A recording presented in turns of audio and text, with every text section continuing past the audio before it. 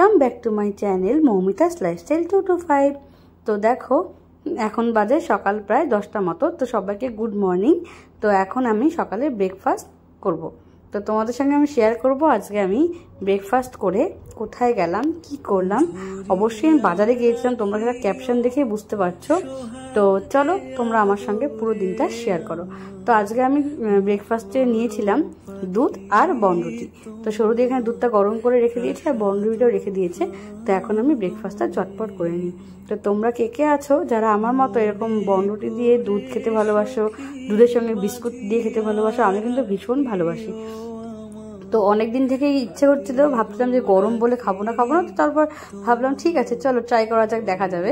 তো তারপর বনরুটি দিয়ে দুধটা কিন্তু আজকে অ্যাটলাস্ট ট্রাই করে নিলাম।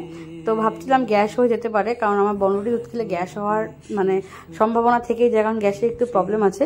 কিন্তু যাই হোক দেখা যাবে কি হবে, তো ওষুধ খেয়ে নিবো গ্যাসের। তো এই বলে সকালের ব্রেকফাস্টটা সেরে নিলাম ঝটপট। এবারে আমি আজকে বেরিয়ে পড়বো। আজকে কিন্তু এখানে প্রচণ্ড রোদ, মানে জলপাইগুড়িতে প্রচণ্ড রোদ, আর এখন সব জায়গাতেই প্রচণ্ড রোদ, মানে গরম। তো দেখো বাইরে কেমন ঝলমল করছে আকাশটা। এই রোদ দেখে আমার বেরোতে খুব ভয় করছে, কিন্তু আজকে আমাদের বাজার যেতেই হতো। তো আমি আর ইপসিত বেরিয়ে পড়লাম বাজারের উদ্দেশ্যে। তোমরা কেউ কে আছো যে আমার মতো ভীষণ বাজার করতে পছন্দ করো? যখন ইপসিত বাজার যায় ওর পেছন কিন্তু আমি ধরি বাজার যাওয়ার জন্য। কিন্তু আমি যখন বাড়িতে থাকতাম, মানে তোমরা যারা আমার ব্লগ আগেও দেখেছো তারা জানো আমি কিন্তু বাড়িতেও বাজারটা নিজেই করতাম। তো এখানেও আমি বাজার করতে ভীষণ ভালোবাসি। তো আজকে সেরকম সবজি কিছু নেওয়ার ছিল না, তো আজকে আমরা এখানে নিয়ে নেবো মাছ। তো আমরা এখানে অনেক রকমের মাছ দেখে নিচ্ছিলাম, কি মাছ নিবো বুঝতে পারছিলাম না। তারপর এই যে ছোট ছোট ইলিশ মাছগুলো আছে এই মাছগুলো নিয়ে নিয়েছিলাম। তো আজকে বেশি কিছু নেব না, আগেই বললাম। আর এখান থেকে নিচ্ছিলাম অল্প পেঁয়াজ, রসুন, আলু, সব যা যা লাগে কিছু পরিমাণ সবজি। তো নিয়ে বাড়ি চলে এসে মাছটা পরিষ্কার করে ধুয়ে ফ্রিজে রেখে দিয়েছিলাম, তখন আর ক্লিপ নেওয়া হয়নি, গরমে বিধ্বস্ত ছিলাম। তারপর সন্ধ্যাবেলা আমরা বেরিয়েছিলাম মটন আনতে যাব বলে। তো এটা কিন্তু অনেকটাই দূর ছিল আমাদের বাড়ি থেকে।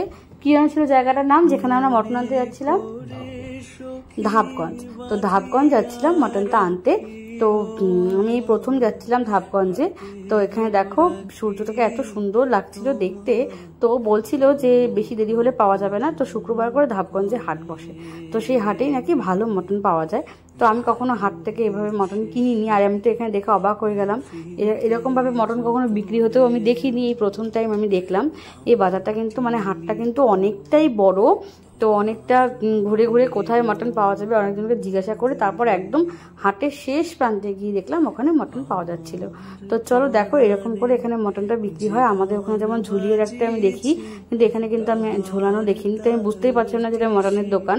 তো এখান থেকে রেয়াজি খাসি যাকে বলে, তো ওইরকম রেয়াজি মাংস নিয়ে নিচ্ছিলাম। তো আমাদের বাড়িতে গেস্ট আসবে, তো তাদের জন্যই এই মাংস নিতে এসেছিলাম। তো এখানে মটন নিয়ে নিয়েছিলাম প্রায় 1.5 কিলো মতো। তো মটন নিয়ে এবারে বাড়ি ফিরে আসবো। তো মটন নিয়ে বাড়ি ফিরতে ফিরতে স্বাভাবিকভাবেই সন্ধ্যা হয়ে গিয়েছিল, ওই প্রায় 7টা মতো বেজে গিয়েছিল। তো বাড়িতে এসে মটনটাকে ভালো করে অনেকক্ষণ টাইম নিয়ে ধুয়ে নিয়ে পরিষ্কার করে নিলাম।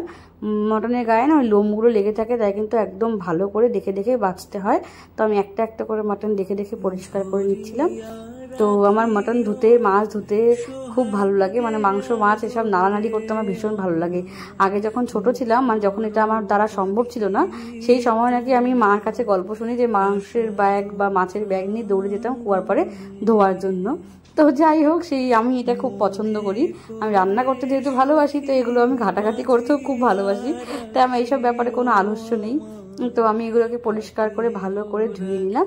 তারপর এটাকে আমি ম্যারিনেট করে রাখবো কালকে রান্না করার জন্য।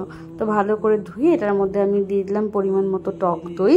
তারপর এখানে আমি দেবো লবণ আর অল্প পরিমাণে সরষের তেল। আমি কিন্তু এখানে হলুদ আজকে ইউজ করব না, কালকে রান্নার সময় হলুদটা আমি ব্যবহার করব। তো ভালো করে দই দিয়ে যা যা আমি ইনগ্রিডিয়েন্টস বললাম সেগুলো দিয়ে ভালো করে ম্যারিনেট করে আমি একদিন ফ্রিজে রেখে দিয়েছিলাম। তোমাদের কাছে যদি সময় না থাকে তোমরা রান্না করার কয়েক ঘন্টা আগেও ম্যারিনেট করে রাখতে পারো। তো এটা কিন্তু টেস্টটা ভীষণ ভালো হয়।